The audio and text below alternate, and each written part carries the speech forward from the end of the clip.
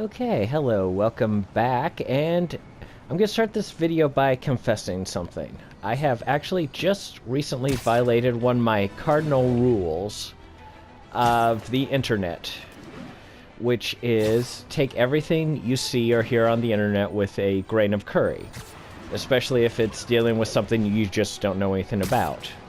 So if somebody says something online, it doesn't automatically make it true, basically. And so I was reading Twitter the other day, and somebody made a comment that, basically, yes, move over Captain Marvel. Spider-Man is now the new face of the Marvel Cinematic Universe. And I was like, yes, that's so awesome. I'm glad they're finally doing this. And I spent 3 or 4 days thinking that's the direction that Marvel Cinematic Universe is going to be taking. Until I paused for a second and went back over my thoughts and said, wait a second, it was just one guy on Twitter saying this, and probably being a little sarcastic because, you know, they apparently didn't like the Captain Marvel movie, or Captain Marvel just didn't connect with them or whatever.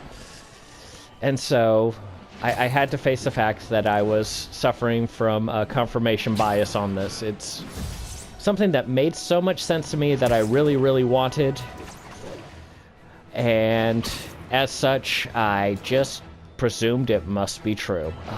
So, yeah, I apologize to all of Internet land for believing something I saw on the internet without proof.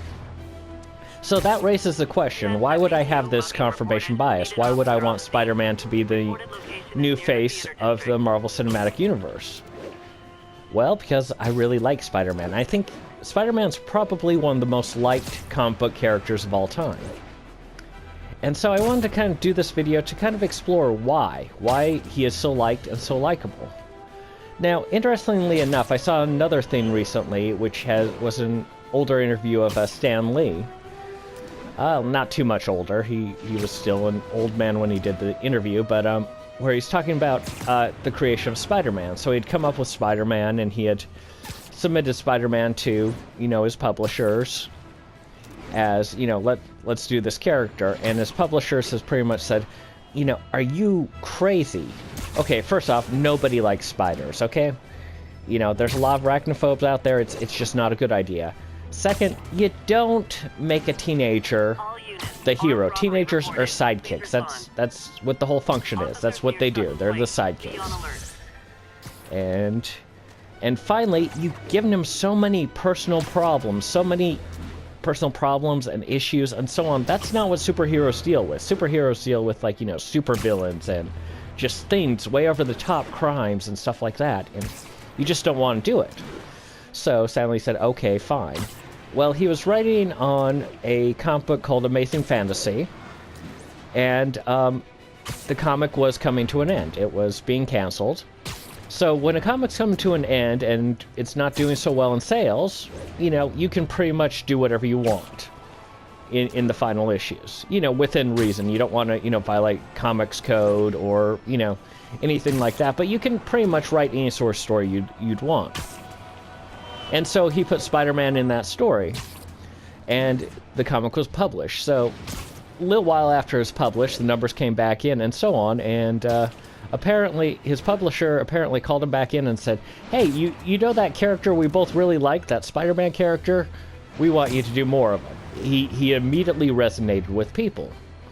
So that makes him a very interesting character. So what is it about Spider-Man? What is it about Peter Parker and Spider-Man that resonates with people? It's certainly not spiders. I don't like spiders, but I really like Spider-Man. It's, you know, it's not just the superhero thing. There are plenty of good superheroes out there. So, what is it about him? Well, first off, his problems are real. That's the thing. He has problems that I think everyone, at one point in their life or another, has had to deal with. I mean, it doesn't matter how rich you are. You at one point or another have had to deal with money problems, not have enough money to do what you wanted or what you needed. It's actually one of the things that have happened many, many times in this Spider-Man comic where he's struggled to pay his rent. And it actually happens in this game too, where he's, you know, it's actually one of the first things that happens where he gets a final notice from his landlord, and he has to choose whether he's going to go out and stop Kingpin or whether he's going to, you know, try and pay his rent.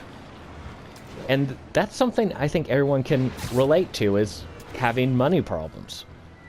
It's very relatable, very, you know, different from most of the comic book characters. I mean, you take someone like Tony Stark, he has a ton of money and he has a lot of business acumen. So he's very, you know, that's not something most of us have, honestly. We don't have either of those things. You take someone like, you know, Moon Knight. He also, you know, he made money from being a mercenary, and he invested it well, basically from having on-hand knowledge of where to invest his money. You know, Spider-Man has never had either of those things and these abilities. That makes him a lot more relatable to the average person. And secondly, you know, he's going through, I think, what a lot of people go through. It's like, you know, when you like someone, you know, romantically, there's lots of ups and downs romantically. It's hard to find, like, the perfect romance in there. And oftentimes, one of the things, especially nowadays, it's where everything is exaggerated, so you only see kind of the negative of romances. Whereas back in the day when Spider-Man was originally written, you only saw kind of the positive of romances. But with Spider-Man, with Stan Lee's writing of the original Spider-Man, you saw both. You saw both the ups and the downs, and it felt very real, very relatable to you. And, you know, his problems, his issues, the first thing they had him tackle was kind of the great responsibility, or great power comes great responsibility thing, which is, I think, something everyone has to deal with on one level or another. You know, even with or without superpowers, we have to deal with, you know, with responsibility. You know, we're given responsibility, and then, you know, and sometimes we learn that, oh, we're not supposed to mess around with this. Whereas other times, it's, you know, other times we may not learn it. And it takes something like you know, it takes, you know, really hard whap upside the head to make us realize that, hey, we should be taking more responsibility for these sort of things. And that's what Spider-Man got. He got a very, very solid lesson in responsibility, which is, you know, something that, you know, you didn't really see too much in comic book characters. You didn't see them get that solid lesson of responsibility. They'd have bad things happen to them, but it would not be their fault in a way that Spider-Man's, you know, that was very much his fault.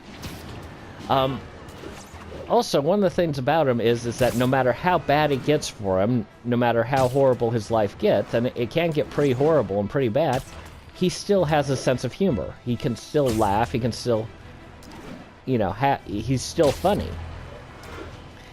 And so many characters take themselves just a little too seriously. When we see them written, when we see them done, they're just very, very serious, very heavy characters.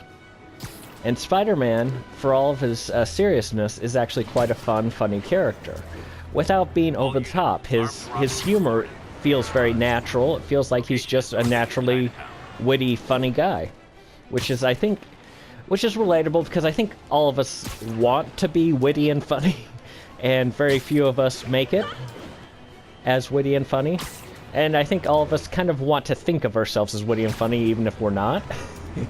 So, you know, that's very relatable to have, you know, someone who's funny and who is just enjoyable and pleasurable to be around. So that's another point in Spider-Man's flavor, another reason why he has such an appeal where you wouldn't think he'd have all that much appeal. It's, you know, so kind of review. He is relatable. He has a great deal of responsibility. He's has problems that everyone can deal with and can relate to. I mean, how many of us have problems that, you know, deal with space aliens attacking us? I'd be willing to bet very few people do. Spider-Man has real-life problems, and the criminals he faces aren't these cosmic criminals, nor are they really, you know, the cackling, you know, twirling mustache type evil villains. They're relatable, even for all the fact that they have superpowers. You know, they are actually pretty relatable villains. You know, they're people who want power, who want money, you know, who have some of which you've gone about it very, you know, simple, straightforward, and we can understand all that. Now, not only that, I'm going to get a little bit into Peter Parker, not specifically Spider-Man, but how Peter Parker is. And the issues he faced in school were issues that I think we all had to face.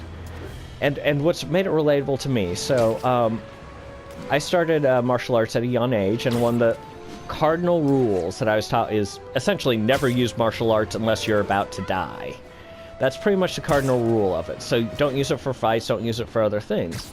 So in many situations, I would want to fight back. I would want, you know, I'd be bullied and I'd want to fight back, and I couldn't. And, you know, after a while, you know, everybody says it's so brave of you to not fight when you can. And after a while, you're wondering, am I really being brave, or am I just being cowardly and avoiding fights, even though I know how to fight? And, you know, I had to have that kind of control and not to, you know, fight a bully. Because, you know, I had the martial arts behind me, I had actual fighting ability, and, you know, it doesn't solve anything, really, fighting a bully. It may get them to stop, but it doesn't solve any issue or underlying issue or problem.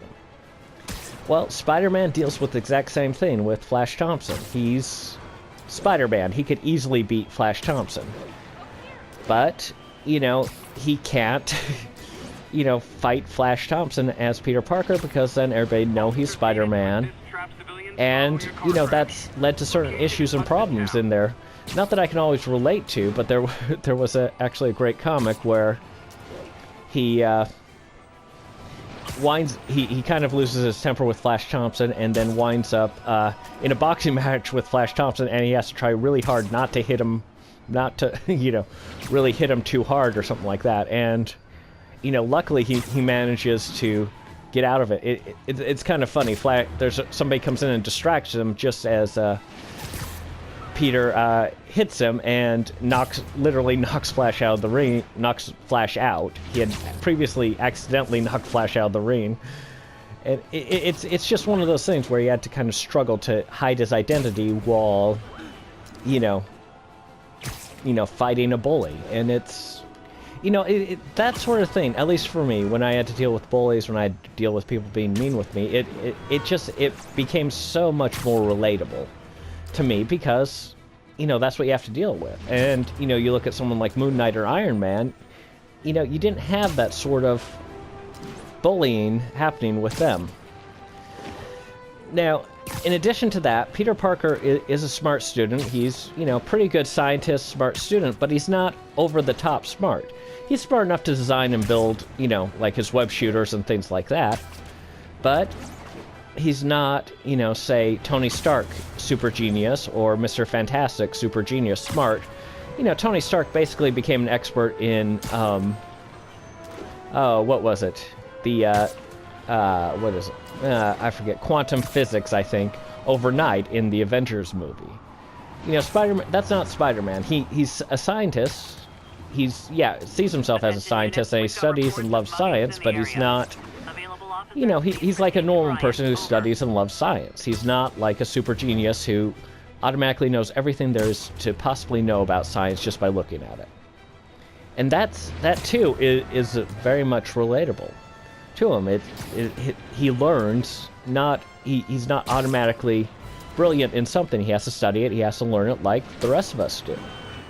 So, anyway, that's my huge list of why Peter Parker and Spider-Man are just such great characters. Why they're so relatable as characters. I don't think I've ever been up here. This is kind of a cool looking roof. Regardless. So that's my quick look at why Spider-Man is really such a great character and so relatable. Let me know what you think. Like and subscribe if you like this. I'll see you in the next video. Bye.